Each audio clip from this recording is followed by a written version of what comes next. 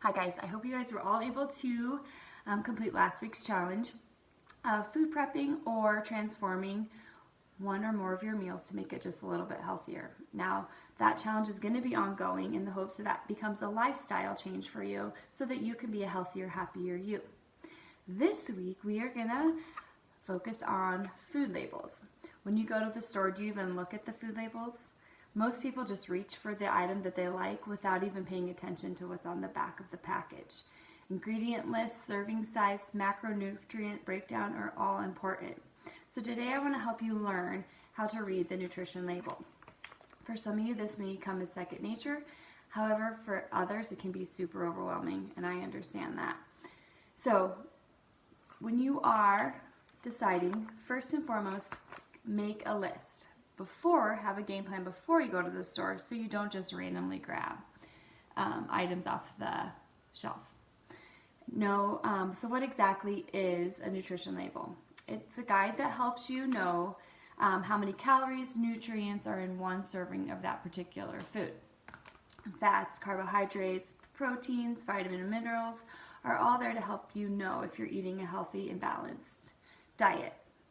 Now, I'll be honest, not all of the food labels are 100% accurate, but at least it gives you a good baseline to work off of.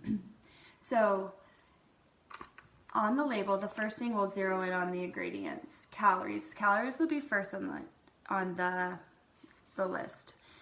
Calories are how much energy comes from one serving of that particular food.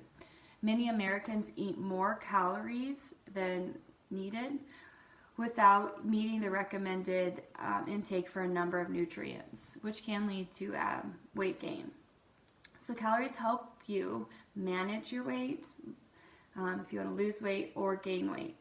So the amount of calories listed on the label is generally for one serving. So if you tend to eat more than one serving of a particular food at one setting, take that in consideration and add the numbers up so you kind of have a good baseline of how much you just consumed.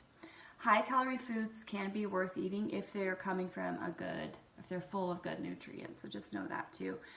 40 calories is generally low, 100 is moderate, 400 is high. Also, food labels are based on a 2,000 calorie a day diet. Some of you may need more calories, some of you may need less. So that's just a general guideline on the labels. So too much fat, saturated fat, trans fat, sodium, cholesterol can lead to chronic diseases such as cancer, heart disease, high blood pressure. So we'll talk about fat next. If most of the fat is coming from unsaturated fat, then go for it. However, if it's mainly saturated or trans fat, put it back on the shelf. These fats are known to increase your bad cholesterol and decrease your good cholesterol. Also note that with trans fat, you might want to go look at the ingredients list. It might say 0 up on the top part, but if you look in the ingredients, if it says partially hydrogenated or hydrogenated, it does have trans fat, so avoid those.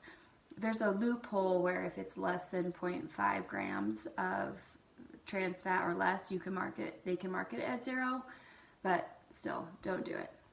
Then we will move on down to cholesterol. So cholesterol should be about 10% of your total daily calories.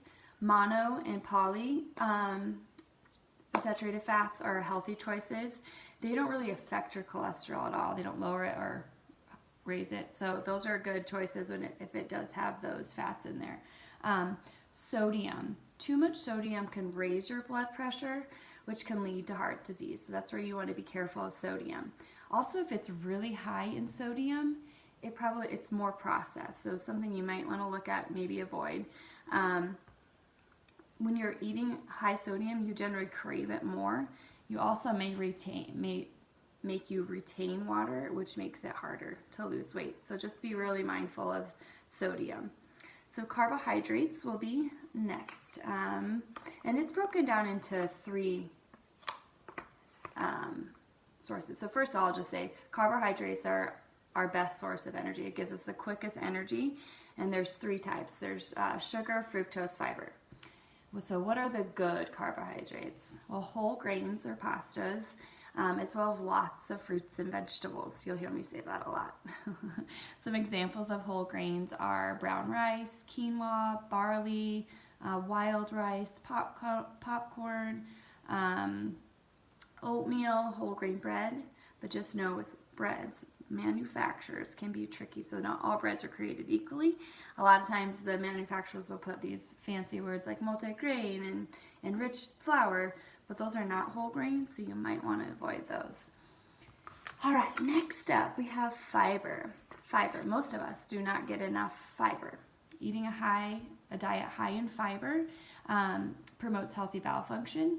It also a diet rich in fruits, veggies, and products that contain fiber, particularly soluble fiber, as well as low in saturated fat and cholesterol, may lower your risk of heart disease. So pay attention to that fiber. Sugar. So sugar on this, some will say, like this one in particular, it does say total sugar and it includes the added sugar, but not all labels say that. So labels don't specify if it's naturally occurring, like ones like lactose, which is coming from dairy products, or fructose coming from fruit, or if it's coming from added sugars like high fructose corn syrup or brown rice syrup. So you might have to pay attention to the ingredients list if it doesn't specify added sugar or total sugar on your labels.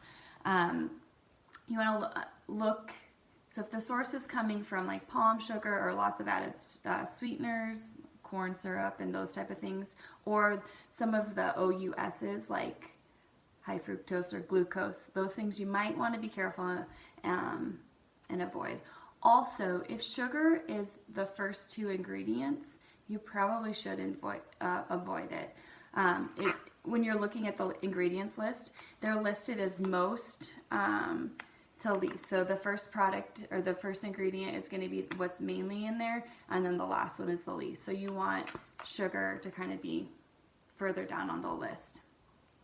Also get familiar with artificial sweeteners and ingredients and colors. I've added a list to this email, so take a look at those. Try to avoid them. They've been known to link to causing many diseases. All right, so last but not least, protein. Protein is going to be the last. Choose lean protein such as poultry, fish, beans, nuts. Some dairy products are all good examples of lean protein. A good rule of thumb when you're trying to determine how much protein you should get is take your body weight and multiply it by 0.7. So if a person weighs 150 pounds, they would multiply that number by 7 and it would give them 105 grams. So that's how many grams of protein they should be consuming every day. Now, if you're a vegetarian or have a hard time getting that much protein, then find a high quality protein powder, and that will help you get your numbers to where they need to be on protein.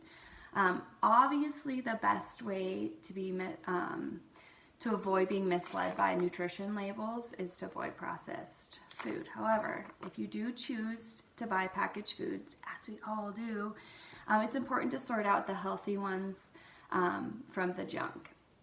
So eating whole foods will not only boost your metabolism, it would also reduce your risk of many diseases. So your challenge this week is to pay attention to the food labels before you go shopping or while you're shopping, and then also clear out your pantry of foods that are sabotaging your diet. So that's your challenge this week. Good luck, and please let me know if you have questions. Bye.